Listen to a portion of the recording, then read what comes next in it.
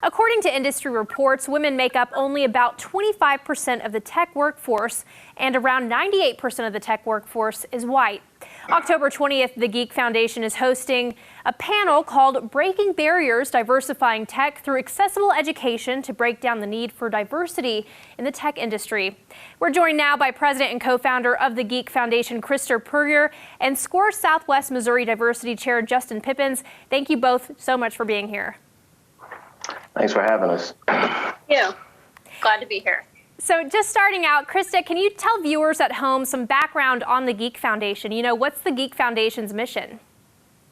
Yeah, so we started the Geek Foundation about 5 years ago with the objective to diversify the tech industry and to offer accessible education for minorities and underrepresented populations to be able to have access into tech. Tech is a great career for workforce development because it is high paying and high rewarding, and there's high demand. A lot of local industries and industries just across the entire world are constantly competing for talent because they don't have enough skilled employers. So the Geek Foundation offers free classes to host to get you into high-paying jobs by teaching you the skill sets that you need, like IT and web development.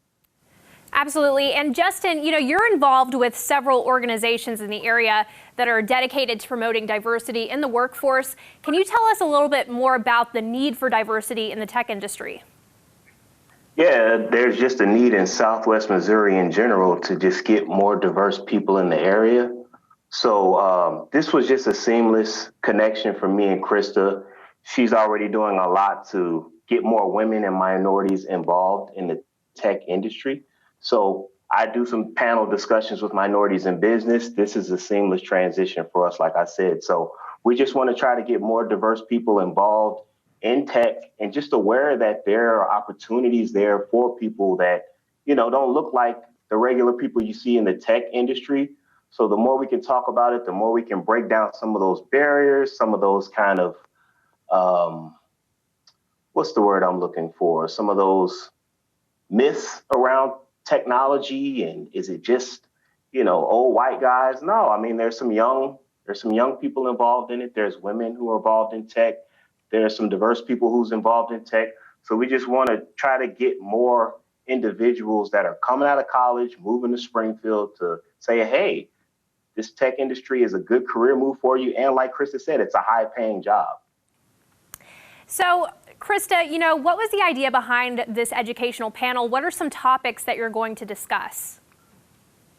So the idea is to kind of demystify the tech industry around here. I think that there's a lot of companies here that people don't realize are large tech employers. So Jack Henry, O'Reilly Automotive, Expedia, Bass Pro, Cerner, which is Cox Health. A lot of those companies have huge tech departments, and people don't realize that they're tech departments. So we are hosting this panel in order to kind of demystify the tech industry, talk about the value of the tech industry and why the jobs are so valuable because they're high paying and they're high rewarding.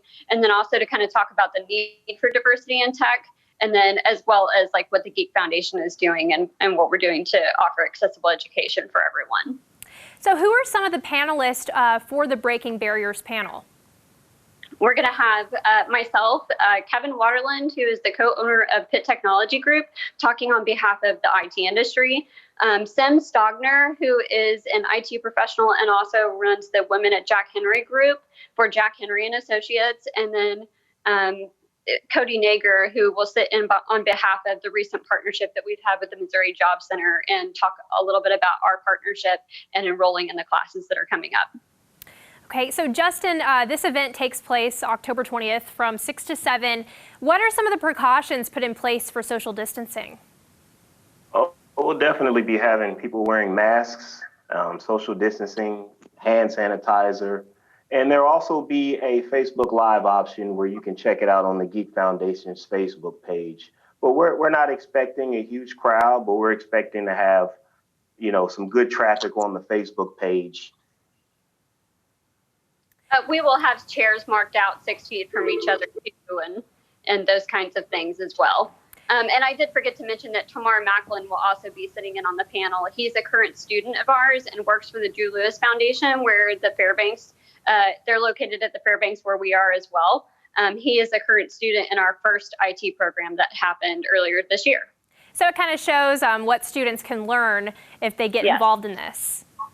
Yeah, Yes, and he's also a diverse individual, so then he can kind of speak on what it's like to be diverse and to go through Krista's program, how easy, how seamless it is, and just kind of the need to get more people who look like him involved in the Geek Foundation and just in tech in general.